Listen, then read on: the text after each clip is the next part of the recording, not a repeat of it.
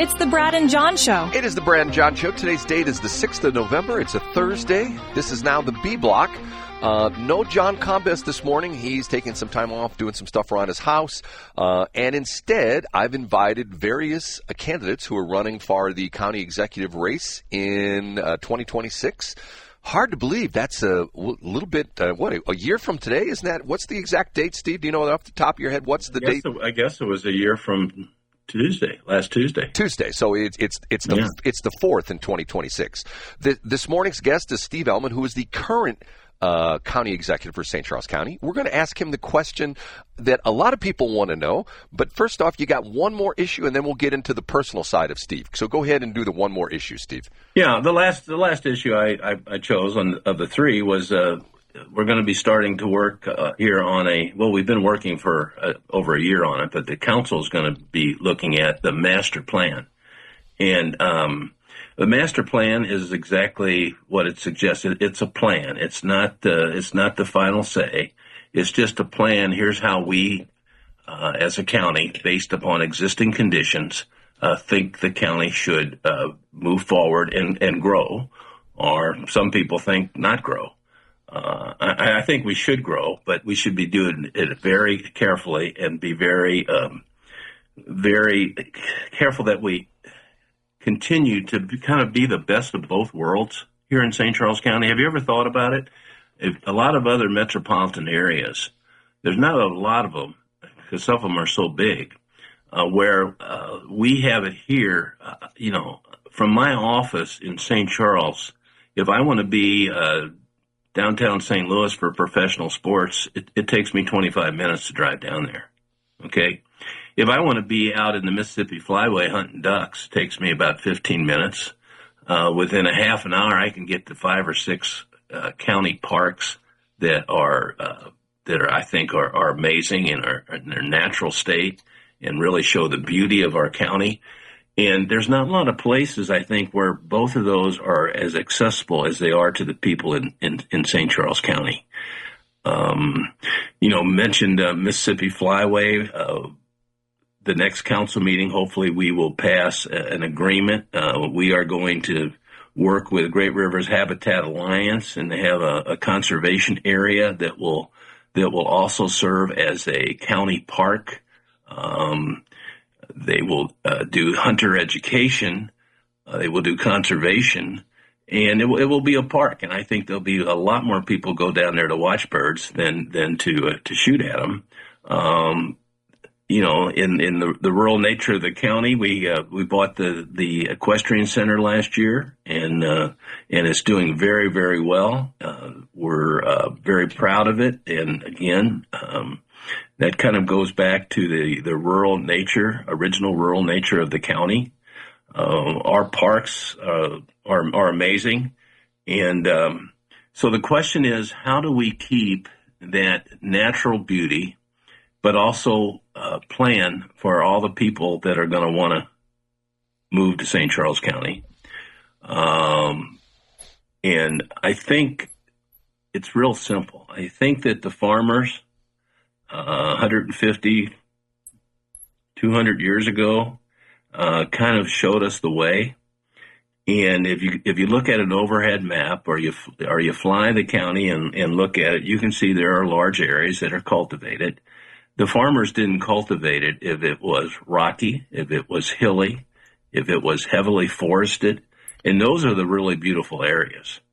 I think if it wasn't farmable, it's not developable because you can't provide sewer and water to those hilly, rocky, forested areas. And that includes almost the entire Femisage watershed. And it includes portions of the Darden and Pruk watershed as well. So if there's a cornfield there now, chances are Duckett Creek could somehow provide someday, not tomorrow, but someday they might be able to provide sewer and water. And if they do, that's where you're going to have your more dense subdivisions. And those other areas are going to remain 5-acre lots. They're going to remain pretty much like they are today. But we've got to make sure that if people want to continue to move here, there's housing available for them, and the housing problem right now, I think, is housing for our kids and grandkids. It's hard to find a starter home in St. Charles County for less than $300,000. And I don't know how much you paid for your first home, but that's a whole lot more than I did. So if we want to continue to allow the American dream to take place, we need in St. Charles County, we need to make sure we have housing that allows that. Steve, the question that has come up, and I appreciate that, and we'll go back and touch on a couple of those points, but you originally said back when that you were going to retire after this term, and now you're back in. What's you've probably been asked this many times. What changed your mind? Well, we have an entirely different political landscape, and I mentioned the situation at East-West Gateway, where again I had a Biden White House, and I had a mayor in the city of St. Louis and other progressive Democrats that were just doing some crazy things, not only on transportation but on law enforcement. And I was beating my head against the wall every month down there. I can send you a list of various amendments that I offered, and of course I kept losing on pretty much strict party line votes. At the same time, it was hard to get anything done in Jefferson City. And that's a long story. We probably don't have time to get into it now, but that's all changed. Right now, I've got a governor in Jefferson City who's from St. Louis who knows what is needed to be done. I think he's going to try to get it done. I've got two senators that are working with other people to move bills and get the kind of changes that we need to move forward. I've got a delegation in the House that's very responsive to county needs, and most importantly, I got President Trump in the White House, thank goodness, which makes life a whole lot easier and makes me want to stick around and try to get some more things done. And hopefully the new mayor in the city of St. Louis will be a lot easier to work with than the mayor Tashard Jones was. I see signs of that. I don't want to, I'm optimistic. Let's put it that way. I'm more optimistic now about the ability to get some good things done, not just for St. Charles County, but for the entire region. Much more optimistic now than I was 3 years ago when I decided I really didn't want to run again. Now, you're an original St. Charles City guy. You grew up in the city of St. Charles, correct? Correct. St. Charles High School. Really? Now, you told me a story once. Will you tell, and hopefully your wife, Jean, is okay with this, but you told me the story about a date you went on. Remember that story you told me?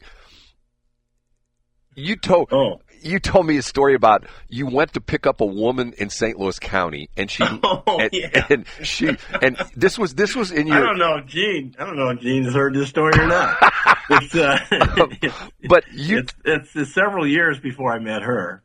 I think I was in law school. I was in law school at the time down at WashU, and I met this gal, and I invited her to go out on a date, and she lived in Kirkwood, and I pulled up in front of her house and went and parked the car out in front of the house and went up and knocked on the door, and she came to the door and she looked at me, and then she looked out to the road and she saw my car out there, and she said, "I thought you were from St. Charles." And I said, "Yeah, I am." She said, "Where's your pickup truck?"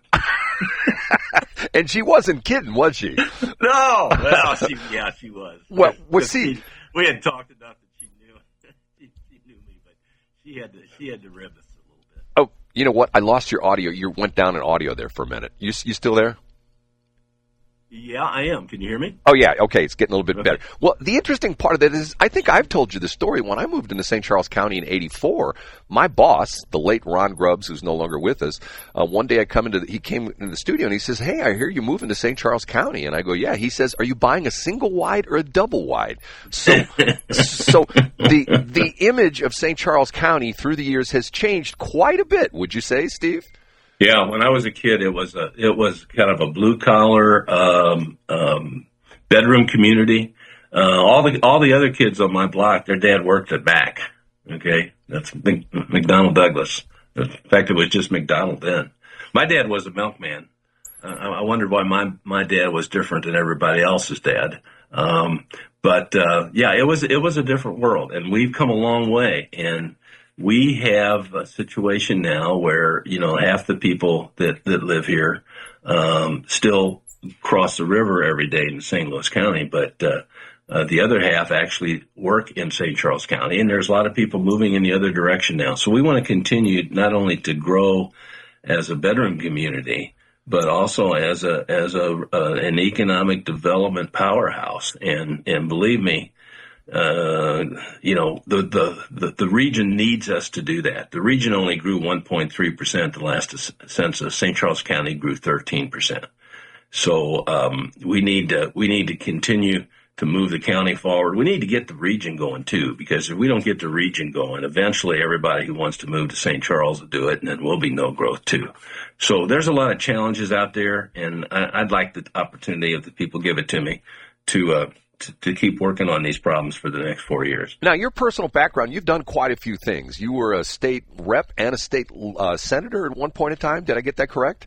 Yeah, state rep for 4 years and state senate for 8. And then you were became a county judge. Is that the correct lineage that you did? Yeah, I was a county judge for 3 years, and I was director of administration for the county for 3 years, which was very, very valuable experience. I mean, I learned the budget, I learned all those sorts of things, so that when I became county executive, I had my training period before I took the job.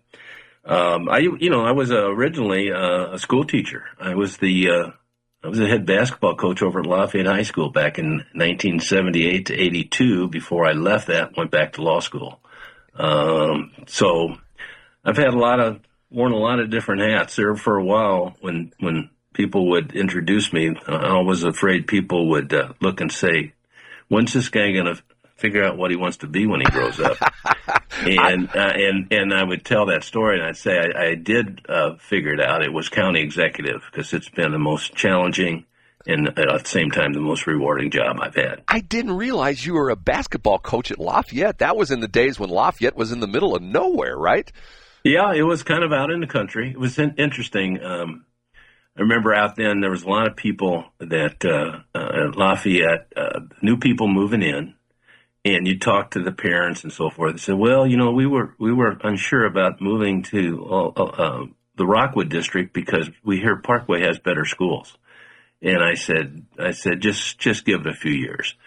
Move forward after I graduated from law school, came out here. Actually, when I was director of administration, we met with a bunch of CEOs out in the high-tech corridor in St. Charles, and they said the same thing. He said, We love the housing out here. It's cheaper than St. Louis, and it's close to the rural areas." And he said, "But some of the parents are concerned that the Francis Howell and Fort Zumwalt school districts maybe aren't as good as Rockwood and Rockwood and Parkway." And I said the same thing. He said, "Just wait." And sure enough, as of the last 5 years ago, Francis Howell and Zumwalt now are doing better on the test scores than either Parkway or Rockwood. So things happen. Interesting thing, I had somebody do some research on schools long time ago, and you know what you know how you can predict what's going to happen in a school district? The number of mothers with a college degree. Interesting. The number of mothers with a college degree. That is, if you want your school district, when school districts move forward, it doesn't depend on the men. It depends on the moms. And the more education the moms have, the more they expect of the school district. And that's what's happened out here. We expected more of our school districts than they've delivered. Now, you mentioned a figure earlier. Did I hear you say that marijuana sales in St. Charles County was $67 million? Million. Holy cow. Yeah. And do you remember what the projections were? Were there any projections of what the annual sales in the St. Charles County would be? Is that No, I don't. And I'm starting to hear more and more stories of individuals in our jail, and individuals with problems who are just abusing marijuana. It doesn't mean that everybody is, but there are going to be problems we're going to have to deal with in our police department, in our jail, and everywhere else. So we would have liked to have had that additional tax. I don't see much chance of that happening because we'd have to get it on a statewide ballot, and they would throw a lot of money against it. But it's something we're going to have to keep a close eye on. Has that number shocked you? I mean, when you said that, I thought to myself, yeah, I did. Yeah, I just had no idea that it was going to be that popular, but apparently it is. Now, you talked about, and let's talk about a couple things. Officially, none of you are officially in until what, February? Isn't that the date when you can officially file and stuff? I think it's late February. It's mainly during March, the month of March. So none of you are in, but we had Bill Eigel on the other day, and I've been at many events where Bill Eigel has promoted the fact he's going to get rid of property taxes. First off, is that even possible for the county executive to do that? Well, like I said, we're down to 5.6% of our revenue from property taxes. We've frozen our personal property taxes. You know, if we can find ways, we'd much rather pay for county government with sales tax and other taxes as opposed to property taxes because they're obviously very unpopular. But no, we can't control what other political subdivisions do. So yeah, you can come in and you can find a replacement for that 5.6%. And believe me, we've been looking for one for a long time. But you can't do anything about the school districts and the fire districts and the ambulance districts. You know, people get when they get their property tax bill here in the next month or so, they need to take a close look because they will also get a breakdown on where that property tax is going. Okay, there's two entries on there: alarm and dispatch and road and bridge, and those are the two that go to the county that make up our 5.6%, which is probably about 1 or 2% of their tax bill. The vast majority of all this is again, it's going to the school districts, it's going to the fire, ambulance, and others.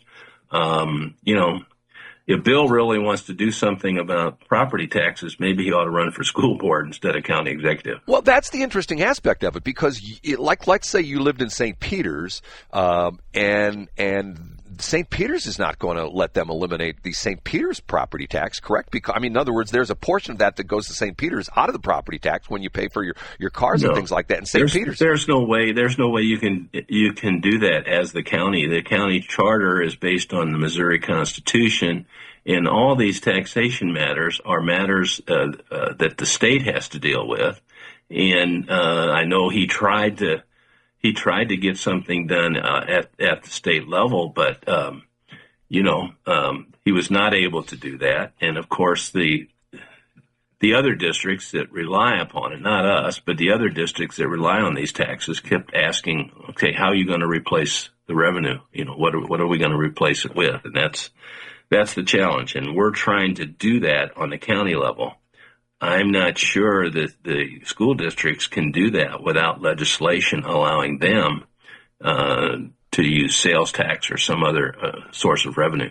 Well, and the school districts, along with the fire districts and everybody else, would fight that tooth and nail because that's what keeps them in business, correct?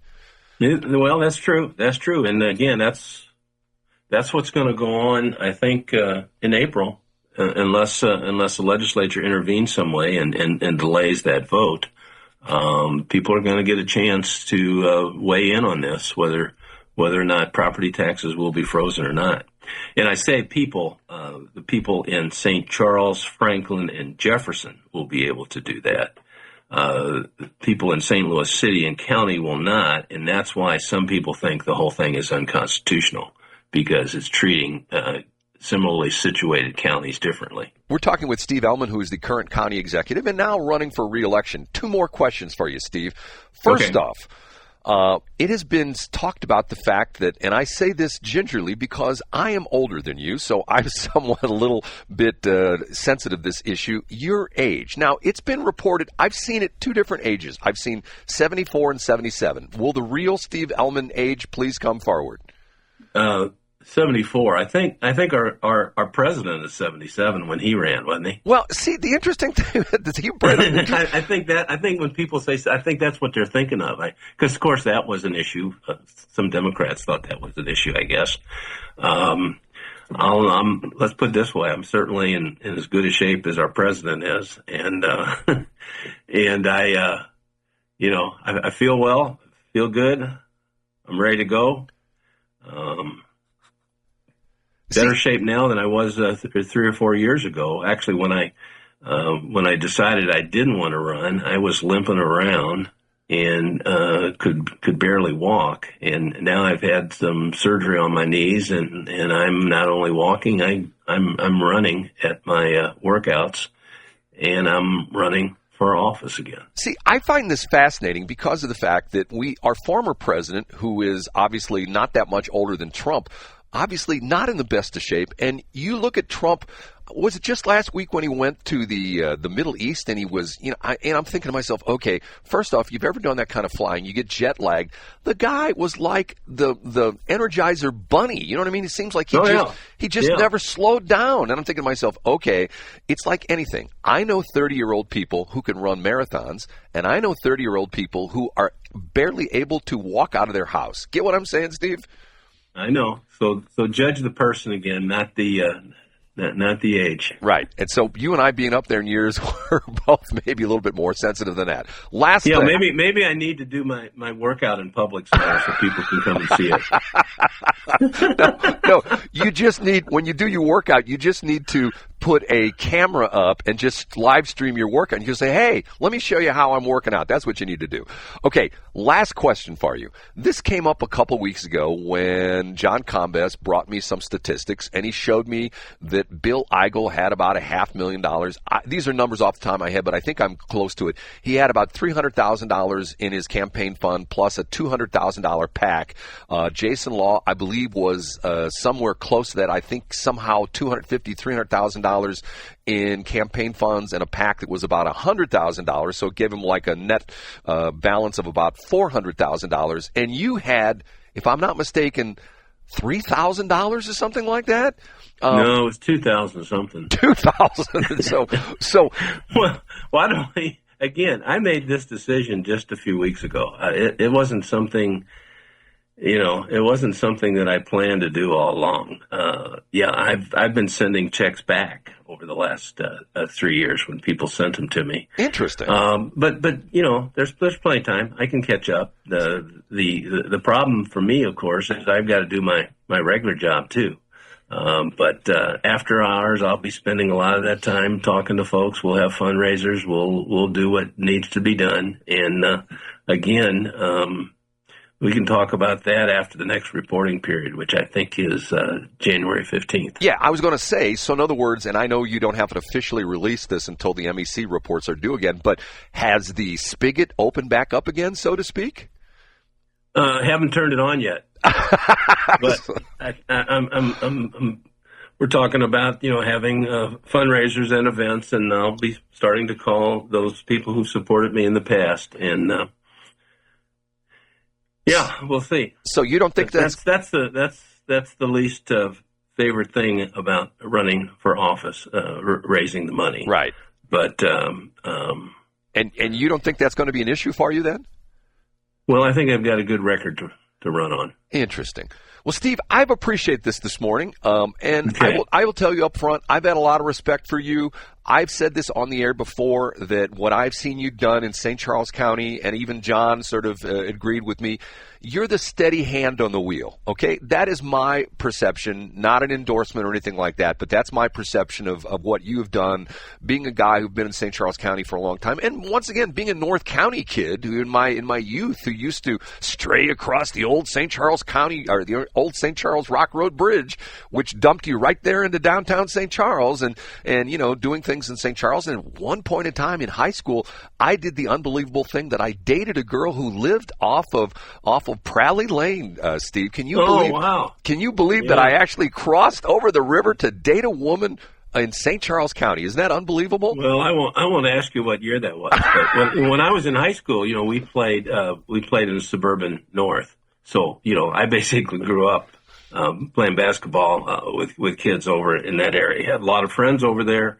And as far as running and so forth, there's a lot of polls. You'll see a lot of polls out there. The poll that I think people need to pay most attention to is the census that we did, 5 years ago?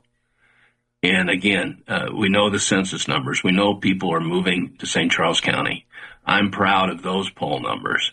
And I think if we want to continue to grow, if we want to continue to grow in a responsible way and have good schools and safe neighborhoods, I'm your guy. Well, I brought this number up before, and I think I've mentioned to you, I'm championing the concept of the Westplex, which essentially is the area which is the 8 big communities in St. Charles County. If you know exactly what I say, the old Golden Triangle, It used to be called that. But, and I think I've told this to you before, and I'm a census numbers guy, if you took St. Charles County and picked it up by the roots and dropped it in the middle of Kansas, it would be the 47th largest city in the country between Tulsa and Minneapolis. And what's even interesting is it would be the I believe the first largest city in the state of Missouri. Kansas City would be second. And if I'm not mistaken, if you just take the St. Louis city population right now, St. Louis City doesn't even come in the top 75 in the country anymore. And keep in mind that in 1904, when we had the World's Fair and the Olympics, St. Louis was the 4th largest city in the country. And you look back on essentially 120 years and you go, what the hell happened? You know what I'm saying? Right. And for back in those days, people in St. Charles looked to St. Louis for leadership. I think we're at a point right now where people in the rest of the region are looking to St. Charles for leadership, and we need to make sure at the next election we elect somebody who can provide that. I wonder who that could be, Steve. I wonder who that could be. Steve, I appreciate it. If people want to get in touch with you as far as the campaign's concerned, website and stuff like that, how can they donate? How can they help you support? I'll tell you what, don't even have that up yet, but we will shortly. Okay, so no website or anything like that? No, not yet. And but it'll be coming. If somebody wanted to drop you a check, is there a way they can do that now? Yeah. I'm not even sure where exactly they should send it. You are a modest guy. You are not like most politicians. They can send it. They can send it to my home address. Would you? 2941 Wentworth. Hold on a minute. You've given out your home address on the radio. What's the address again? 2941 Wentworth, 63301 in St. Charles. Steve, you're a brave man, I have to tell you. Appreciate your time. They used to have this thing called the telephone book, where you could you could look up my telephone number, and you could go to City Director and find out where I live. So I don't think it's any secret. Steve, appreciate your candidness on that, and we wish you the best of luck. And I will see you around at some of the civic events at the Chambers, like I always do. Great. Appreciate it, man. Thank you very much. Brad. Okay, you know what? We're not going to take a break. We're going to take a break, but we'll be back with a best of and finish out the hour.